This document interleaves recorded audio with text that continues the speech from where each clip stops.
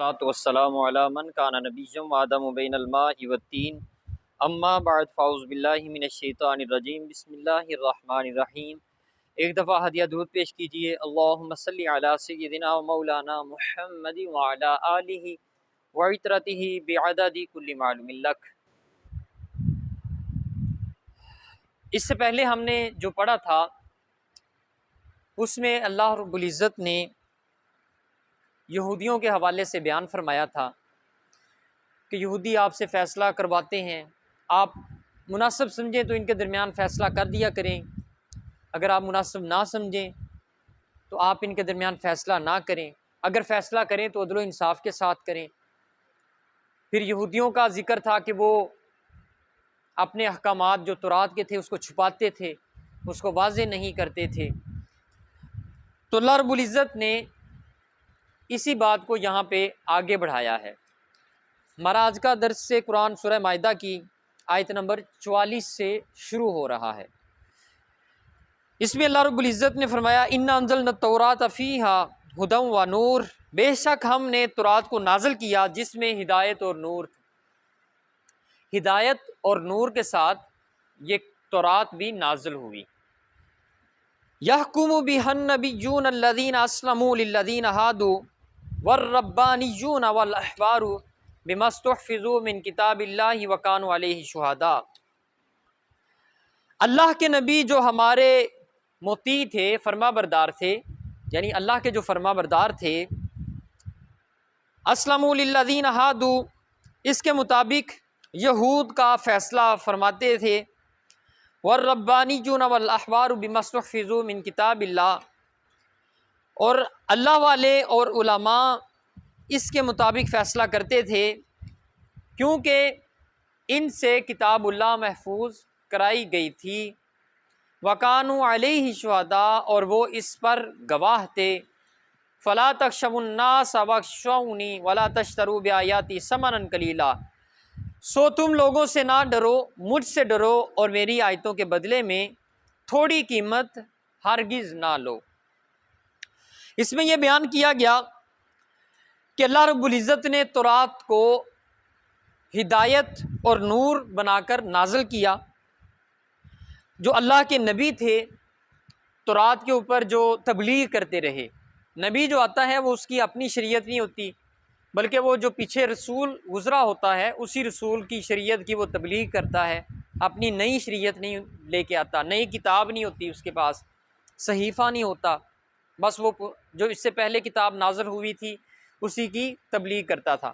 تو حضرت موسیٰ علیہ السلام کے بعد جو انبیاء تشریف لائے حضرت عیسیٰ علیہ السلام تک، وہ سارے جو ہیں وہ تبلیغ کرتے رہے تورات کی، اور فرمایا کہ انہوں نے اس کتاب کو محفوظ کیا، یعنی وہ انبیاء نے اور کچھ علماء نے چند ایک اس کتاب اللہ کو یعنی تورات کو محفوظ کیا۔ تو یہ جو حفاظت ہے تورات کی حفاظت، محفوظ کرنا اس کو، یہ ساری امت پہ، ان کی پوری بنی اسرائیل پہ فرض نہیں تھا، یہ صرف چند مخصوص لوگ ہوتے تھے جو تورات کی حفاظت کرتے تھے۔ تو قرآن جو ہے اس کی حفاظت کا پہلے تو اللہ رب العزت نے خود ذمہ لیا، اِنَّا نَحْنُ نَزَّلْنَا الذِّكْرَ وَإِنَّا لَهُ لَحَافِظُونَ، کہ قرآن مجید کو ہم نے نازل کیا ہے، اس کی حفاظت بھی ہم کریں گے۔ حفاظت سے مراد کیا؟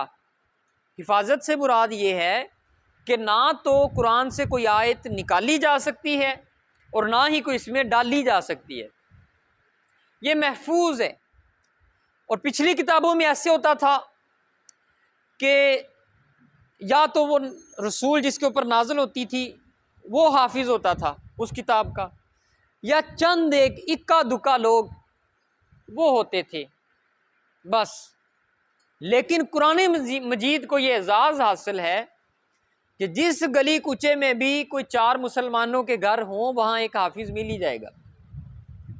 اتنا یہ قرآن جو ہے اللہ رب العزت نے محفوظ کیا ہوا ہے، اس کی حفاظت اتنی مضبوط ہے کہ اس کے اندر نہ تو تحریف ہوئی، نہ ایک لفظ 1400 سال کے اندر، 1400 سال کے اندر نہ اس میں کوئی ایک لفظ داخل ہوا، نہ ہی اس میں نکالا گیا، بالکل اصل حالت میں قرآن ہمارے پاس موجود ہے۔ اس کے بعد فرمایا کہ فَلَا تَخْشَوُا النَّاسَ وَاخْشَوْنِی وَلَا تَشْتَرُوا بِآیَاتِی ثَمَنًا قَلِیلًا، سو تم لوگوں سے نہ ڈرو، مجھ سے ڈرو اور میری آیتوں کے بدلے میں تھوڑی قیمت نہ لو۔ وَمَن لَّمْ يَحْكُم بِمَا أَنزَلَ اللَّهُ فَأُولَٰئِکَ هُمُ الْکَافِرُونَ، اور جو اللہ کے نازل کیے ہوئے احکام کے موافق فیصلہ نہ کریں سو وہی لوگ کافر ہیں۔ یعنی اس میں اللہ رب العزت نے یہودیوں کو پھر مخاطب کیا کہ ان سے یہ کہا گیا تھا کہ اللہ سے ڈرنا ہے، اللہ کے علاوہ کسی اور سے نہیں ڈرنا۔ عام لوگوں کے لیے بھی یہ حکم تھا، عام لوگ تو کجا رہ گئے درکنار، ان کے جو پادری تھے، جو راہب تھے، وہی ڈر گئے اور حق کو انہوں نے چھپا دیا، حق کو لوگوں کے سامنے بیان نہیں کیا اور آیتوں کو بیچا، یعنی تورات کی آیتوں کو بیچا تھوڑے ہی قیمت کے بدلے، چند ٹکوں کے بدلے۔ بیچنے سے مراد یہ ہے کہ نہ بتانے کے پیسے لیے کہ یہ آیتیں ہم نہیں بتاتے تو آپ ہمیں ان کی قیمت دیں، بیچنے سے مراد یہ ہے۔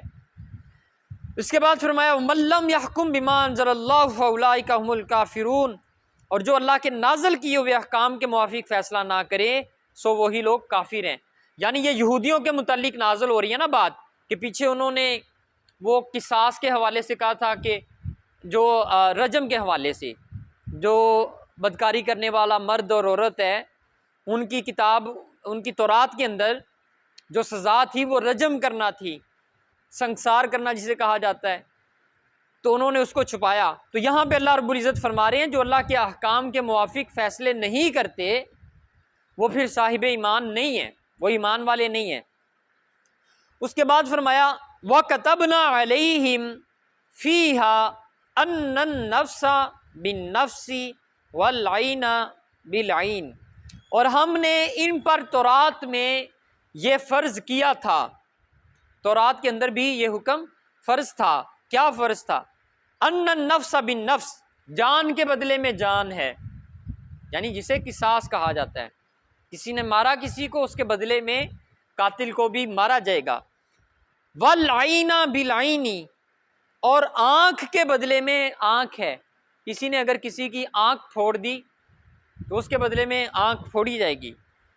والانف بالانف، اور ناک کے بدلے میں ناک ہے۔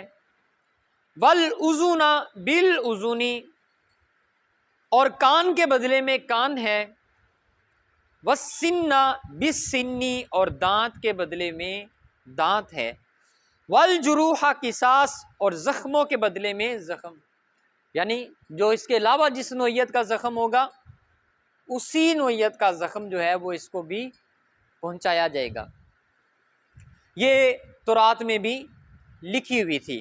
اب یہ یہاں پہ انہوں نے یہ اس کو دکھایا، لکھا بھی ہے، اس کا حوالہ بھی دیا، پرانا عہد نامہ یعنی اولڈ ٹیسٹامنٹ اس کو کہا جاتا ہے آج کل، تورات کے اس حصے کو، استثناء باب 19 آیت 21 کتاب مقدس میں۔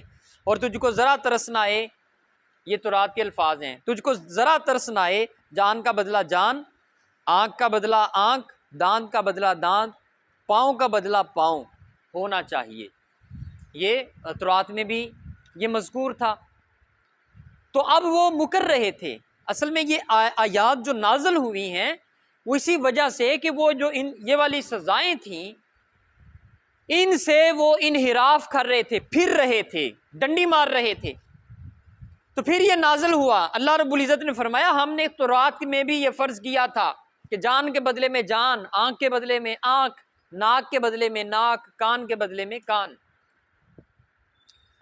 تو آج جو ہمارے قوانین بنتے ہیں، چونکہ پوری دنیا کی جو سیاست ہے، پوری دنیا کی سیاست کے اوپر یہودیوں کا اثر و رسوخ ہے، ان کے کنٹرول میں کچھ چیزیں ہیں جو وہاں کی موجودہ گورنمنٹ کر رہی ہوتی ہے، کچھ چند ایک چیزیں، لیکن باہر سے ڈوریاں کوئی اور ہلا رہا ہوتا ہے۔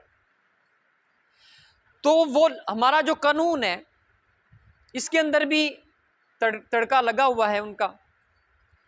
اب وہ ہرگز نہیں چاہتے، چونکہ انہوں نے 1400 سال پہلے انکار کر دیا تھا کہ یہ سزائیں نہیں ہیں، تورات میں حالانکہ تھیں۔ اب یہ بات سمجھ آ رہی ہے نا؟ جو ہمارے سیاستدان بھی کہتے ہیں یہ وحشیانہ سزائیں ہم کیسے دیں، اصل میں یہ ان کی بولی بول رہے ہوتے ہیں، ان کے منہ میں زبان جو ہے وہ کسی اور کی ہوتی ہے۔ وہ یہ قرآن کہہ رہا ہے 1400 سال پہلے یہودی کہتے تھے یہ سزائیں نہیں ہیں، حالانکہ تورات کہتی تھی کہ یہ ہے، لیکن انہوں نے اس بات کا انکار کر دیا۔ آج بھی وہ اس پہ کاربند ہیں۔ اس کے بعد فرمایا وَلَّمْ يَحْكُمْ بِمَا أَنزَلَ اللَّهُ فَأُولَٰئِكَ هُمُ الظَّالِمُونَ، اور جو اللہ کے نازل کیے ہوئے احکام کے موافق فیصلہ نہ کریں سو وہی لوگ ظالم ہیں۔ اوپر یہ فرمایا تھا اوپر والی آیت میں وَمَن لَّمْ يَحْكُمْ بِمَا أَنزَلَ اللَّهُ فَأُولَٰئِكَ هُمُ الْكَافِرُونَ، کہ جو اللہ کے احکام کے مطابق فیصلہ نہیں کرتے وہ کافر ہیں۔ یہاں پہ یہ کہا وَمَن لَّمْ يَحْكُمْ بِمَا أَنزَلَ اللَّهُ فَأُولَٰئِكَ هُمُ الظَّالِمُونَ، جو اللہ کے احکام کے مطابق فیصلہ نہیں کرتے وہ لوگ ظالم ہیں، کافر، اور اس کے ساتھ ساتھ یہاں پہ ظالم بھی فرما دیا۔ آج کے لیے اتنا کافی انشاءاللہ العزیز، اس سے آگے کل پڑھیں گے۔ ایک چیز جو ہے وہ یہاں مزید میں بتاتا چلوں کہ یہ قتل کے بدلے میں قتل، آنکھ کے بدلے میں آنکھ، کان کے بدلے میں کان، اس حوالے سے یہ بات بھی یاد رکھنے کے قابل ہے، یہ یاد رکھنا ضروری ہے کہ اگر کوئی قاتل کے ورثاء، مقتول کے ورثاء قاتل کو معاف کر دیتے ہیں تو ان کے پاس یہ اختیار ہے۔ مقتول کے یا جو ولی ہے، جو اس کے ورثاء ہیں، جو اس کے لواحقین ہیں، باپ ہے یا بیٹا ہے، بھائی ہے، اگر وہ معاف کرتے ہیں کوئی دیت وغیرہ لے کے یا دیت کے بغیر بھی معاف کر دیتے ہیں، ان کے پاس یہ اختیار ہے، وہ کر سکتے ہیں۔ مطلب ایسا نہیں کہ یہ لازمی ہو کے ہی رہے گا، اگر وہ معاف کر دیں تو معافی ہو سکتی ہے، اگر وہ معاف نہیں کرتے پھر کوئی معافی نہیں، کسی بھی قسم کی کوئی معافی نہیں ہوگی۔ ایسے ہی جس شخص کا ناک توڑا گیا، آنکھ پھوڑی گئی یا کان کاٹا گیا یا کوئی اور،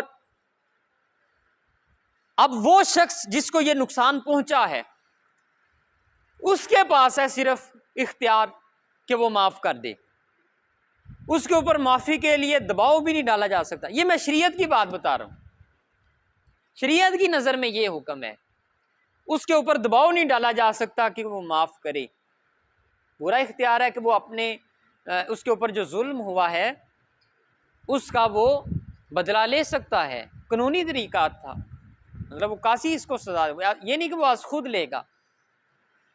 تو اگر وہ مطلب معاف کرنا چاہے تو اس کے پاس بھی یہ اختیار موجود ہے، وہ اپنے کچھ مال لے دے کے، اگر ان کا اتفاق ہوتا ہے، صلح ہوتی ہے تو یہ بھی جائز ہے۔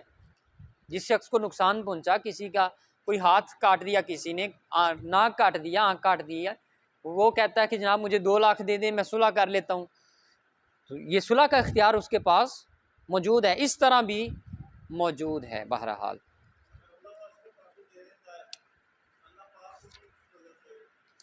دیکھیں جی، جڑا اپنا معاف کرن والا ہے نا، فمن عفا، آیت قرآن مجید سورہ شورا دے وچ، فمن عفا واصلح فاجرہ علی اللہ، جس نے معاف کر دیا اور اصلاح کی اس کا اجر اللہ کے ذمہ کرم پہ ہے، یعنی اللہ فرماتے ہیں میں ذمے پہ لیتا ہوں، میں اس کو اجر دوں گا، معاف کرنے والے کو اجر ہے۔ ایسا نہیں ہے کہ وہ اس کی معافی کسی کھاتے میں بھی نہیں گئی، مطلب نقصان بھی پہنچ گیا، معاف بھی ہو گیا، تو ایسا ہرگز نہیں ہے، اگرچہ اسے دنیاوی فائدہ نہیں پہنچا، لیکن اللہ رب العزت نے اس بندے کا جو معاف کرنے کا اجر ہے وہ اپنے ذمہ کرم پہ لے لیا ہوا ہے۔ تو اس لیے معاف کرنے کی بہرحال فضیلت تو ہے، لیکن ایک بات اس میں یہ یاد رکھی جائے کہ معاف کرنے سے پہلے بھی یہ دیکھا جائے کہ یہ عادی مجرم تو نہیں ہے، کیونکہ جو ظالم ہے، جو مستقل ظلم کرنا شروع ہو گیا ہے، اس بندے کو چھوڑ دینا گویا آپ نے بھی ایک ظلم کر دیا ہے، وہ کسی اور کو نقصان پہنچائے گا۔ تو اس حوالے سے اس کی شخصیت دیکھی جائے کہ یہ کس طرح کی شخصیت کا مالک ہے۔ یہ اس بندے کے لیے جس نے معاف کرنا ہو، تو معاف کرنے سے پہلے یہ دیکھ لے۔ جو ناسور بن چکا ہے، معاشرے کے لیے مضی بن چکا ہے، اس کو پھر معاف کرنا یہ بھی مناسب نہیں ہے، اس کو قرار واقعی جو سزا ہے وہ ہو جانی چاہیے۔ دعا ہے جو کچھ بھی آج ہم نے پڑھا سنا سمجھا، اللہ رب العزت اس پہ عمل کی توفیق عطا فرمائے۔ جو نہیں سمجھ سکے اللہ رب العزت وہ بھی